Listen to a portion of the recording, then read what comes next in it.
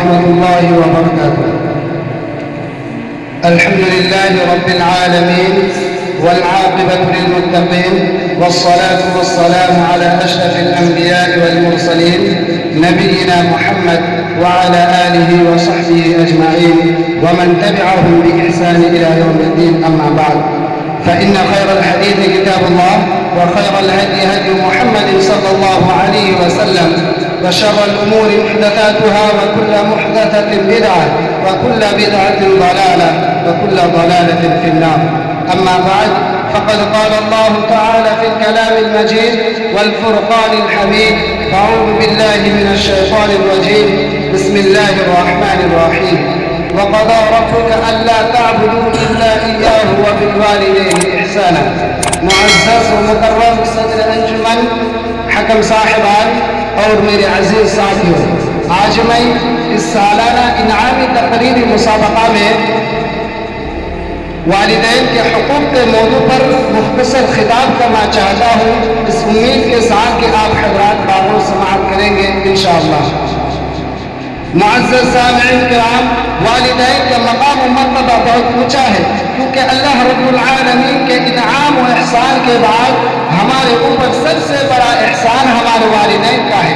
اسی لیے شریعت اسلامیہ نے ہمیں والدین کی خدمت کرنے کا مکلف بنایا ہے، اور والدین کی خدمت ہم پر فرض کی ہے۔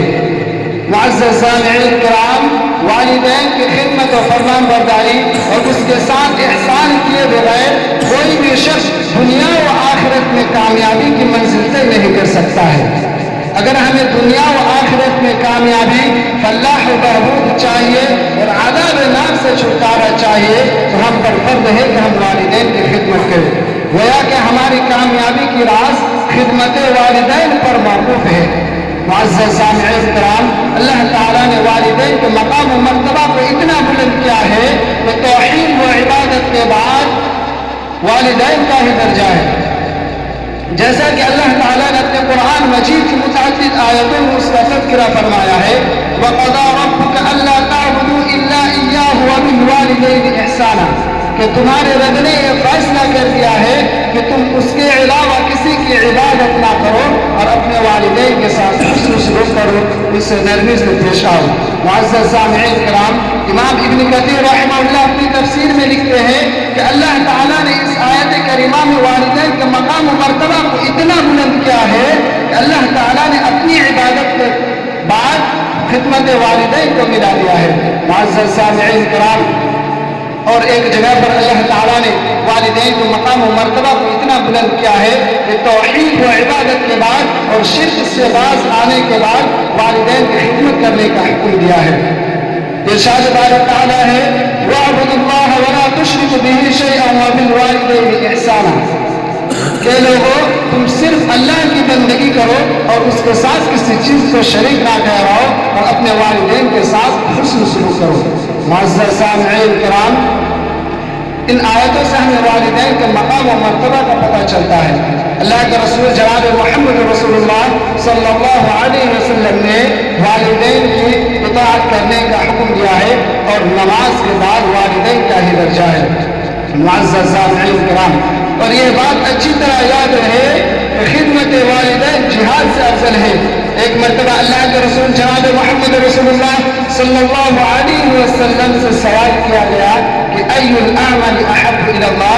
قال الصلاة على وقتها، قال ثم أي؟ قال ثم بر الوالدين، قال الجهاد في سبيل الله۔ اللہ کے رسول جناب محمد رسول اللہ صلی اللہ علیہ وسلم سے سوال کیا گیا کہ أي الأعمال أحب إلى الله، کہ اللہ کے رسول اللہ رب العالمین کے نزدیک سب سے محبوب عمل کون سا ہے؟ اللہ کے رسول صلی اللہ علیہ وسلم نے جواب دیا: قال الصلاة على وقتها، وقت پر نماز پڑھنا۔ معزز سامعین کرام، اس کے بعد پھر پوچھا گیا کہ اللہ کے رسول اس کے بعد پھر کون سا عمل ہے؟ اللہ کے رسول صلی اللہ علیہ وسلم نے جواب دیا کہ ثم بر الوالدین، والدین کی خدمت کرنا۔ اس کے بعد پھر پوچھا گیا کہ اللہ کے رسول اس کے بعد پھر کون سا عمل ہے؟ تو اللہ کے رسول صلی اللہ علیہ وسلم نے جواب دیا کہ قال الجہاد فی سبیل اللہ، اللہ کے راستے میں جہاد کرنا۔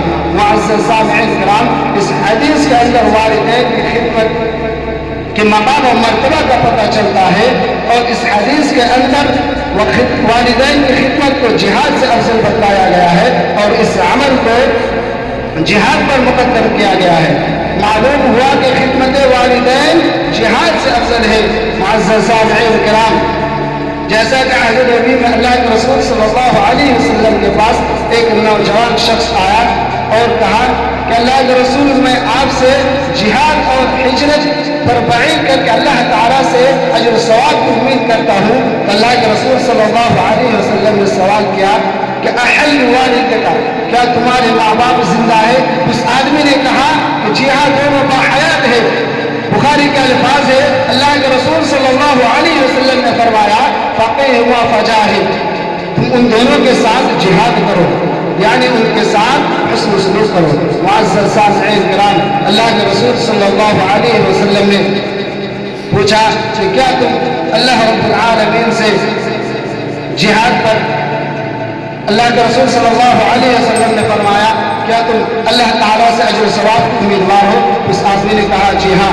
اللہ کے رسول صلی اللہ علیہ وسلم نے فرمایا فارجع الی والدیک فاحسن صحبتہما، کہ تم اپنے والدین کے پاس واپس چلے جاؤ اور ان سے ادب و احترام کے ساتھ پیش آؤ۔ معزز سامعین کرام، اللہ کے رسول صلی اللہ علیہ وسلم نے کہا کہ تم ان کے پاس جاؤ اور ان سے حسن سلوک کرو۔ اس آدمی نے کہا کہ اللہ کے رسول، میں نے اپنے والدین کو روتے ہوئے چھوڑا ہے۔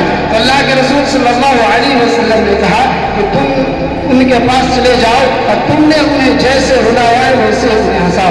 معزز سامعین کرام، اس واقعہ سے ہمیں یہ سبق ملتا ہے کہ اللہ کے رسول صلی اللہ علیہ وسلم نے اس نوجوان کو جہاد میں شریک ہونے سے اس لیے روکا کہ ان کے والدین بوڑھے تھے۔ اب آخر میں اللہ تعالیٰ سے دعا ہے کہ بار رات تو ہم تمام مسلمانوں کو والدین کی خدمت کرنے کی توفیق عطا فرما، آمین۔ وآخر دعوانا الحمد للہ رب العالمین۔ السلام علیکم ورحمۃ اللہ وبرکاتہ۔